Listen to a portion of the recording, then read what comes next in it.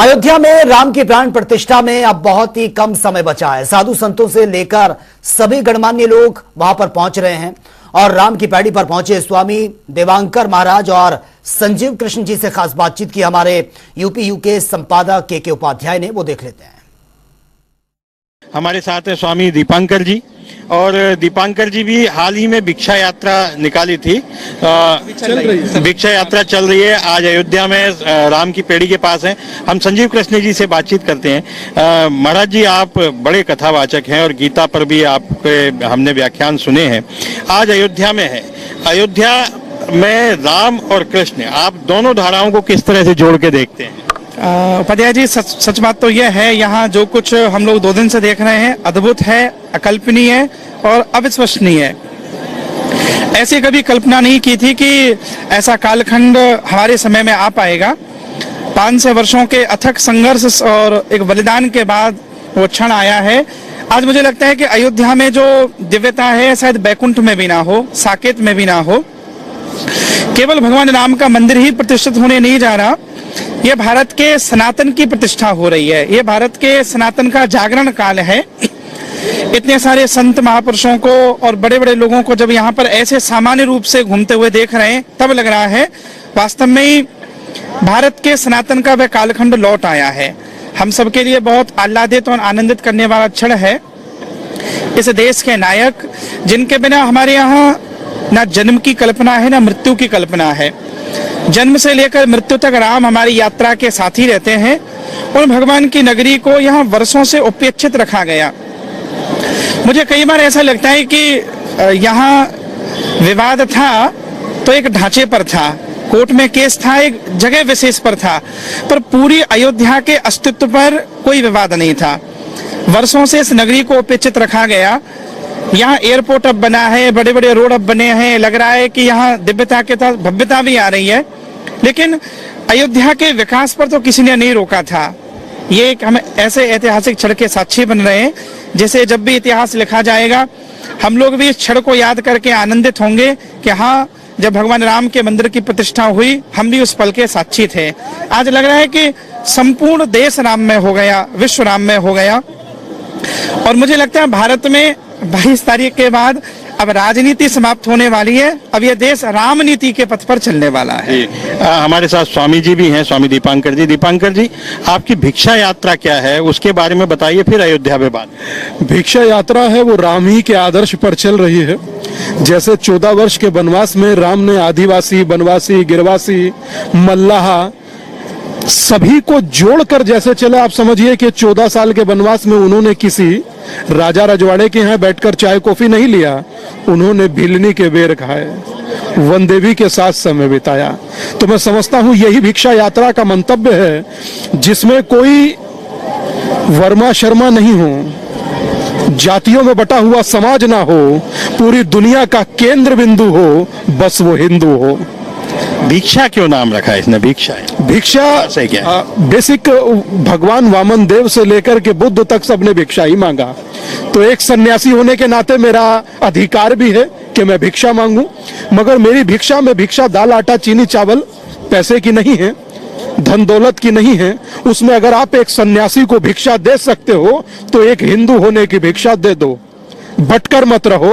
आप एक हुए तो राम अपने महल में पहुंच गए, आप एक रहेंगे तो कृष्ण अपने भव्य महल में पहुंचेंगे, आप एक होंगे तो भगवान शिव भी मुक्त होंगे। तो आपका एक होना तो जरूरी ही है। आप देखिए ना कि मैं जब आप अभी संजीव भाई से बात कर रहे थे, मैं ये लहर देख रहा था। ये हम लोगों के लिए तो मात्र बहता पानी या कुछ लोगों के लिए सरयू है, मगर ये लाखों कार सेवकों के प्राण की गवाह है, प्राण का प्रमाण है, और आज उन्हीं प्राण की प्राण प्रतिष्ठा है, मैं ऐसा समझता हूँ। स्वामी जी, जैसा अभी इन्होंने व्याख्या की है, मैं आप जो है गाते भी बहुत अच्छा है। राम की स्तुति में कुछ गा के बताइए।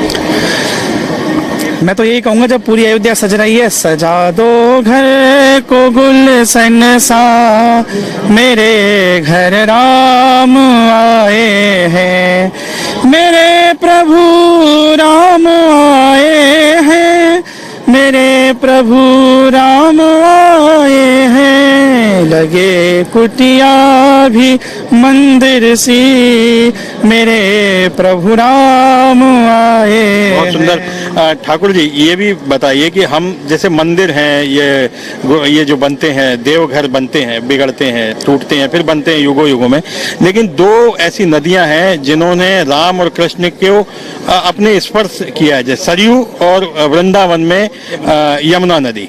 तो ये चिरकाल से बहती आ रही हैं। इन नदियों की धाराएं क्या इसी वजह से पवित्र हैं, या ये नदियां पहले से, इनको किस रूप में आप देखते हैं? आप नदियां तो असल में भगवान के आगमन से पूर्व भी ये सब नदियां रही हैं। हम देखेंगे भगवान मथुरा में जन्म लेते थे तो श्री यमुना जी पहले से हैं। सरयू यहाँ पर भगवान राम के भी बहुत समय पूर्व से हैं। इन नदियों के तट पर ही हमारी सभ्यता संस्कृति विकसित हुई है, और मुझे लगता है इन नदियों ने, इनके स्नान ने, इनके आचमन ने, इनके जल ने हमारे संकल्प को बहुत बड़ा बल दिया है। ये कल कल करती हुई धारा बहती जा रही है। मुगलों ने भी जब यहाँ मंदिर तोड़े होंगे तब भी ये धारा उसी प्रवाह से बह रही थी। तो कहीं ना कहीं हमारी राम चेतना के प्रवाह को इन नदियों ने एक गति और एक सात्यता प्रदान की है। मुझे लगता है सरयू से आज ज्यादा प्रसन्न कौन होगा। बस ये मांगकर हम जा रहे हैं कि सरयू ने अपने लाल को तो स्थान दिला दिया, हमारी यमुना के लाल को और स्थान मिल जाए बस।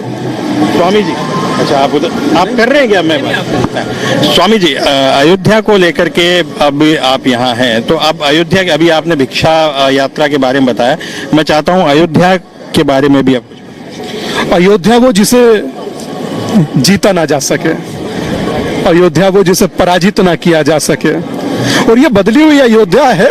अयोध्या के नए तेवर हैं, नए जेवर हैं और नए तेवर हैं। तो ये और नए कलेवर में मैं समझता हूं कि अयोध्या अपने रामलला का स्वागत कर रही है। और इस अयोध्या में अखिल कोटि ब्रह्मांड नायक 500 सालों के प्रतीक्षा के बाद मैं समझता हूं, कितने लोग मोबाइल रखते हैं? सभी ना लोग रखते हैं। कोई एक अपने मोबाइल में निकालिए जिनका आराध्य अपना केस लड़ता हो। ये दुर्भाग्य भी भारत का ही रहा, और ये दुर्भाग्य भी भारत का ही है, क्योंकि अभी कृष्ण हैं और अभी शिव हैं। कहते हैं कि शिव हमारे शीश हैं और राम हमारे प्राण और कृष्ण हमारी प्रज्ञा है। तो मैं समझता हूं कि छोड़ दी सब ख्वाहिशें, निष्काम होने के लिए राम ने खोया बहुत कुछ, राम होने के लिए बहुत कुछ खोया भाई। बहुत सुंदर।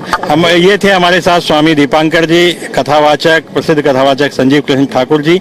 मैं जनता टीवी से, राम की पेड़ी से के उपाध्याय, कैमरामैन आशीष कश्यप के साथ।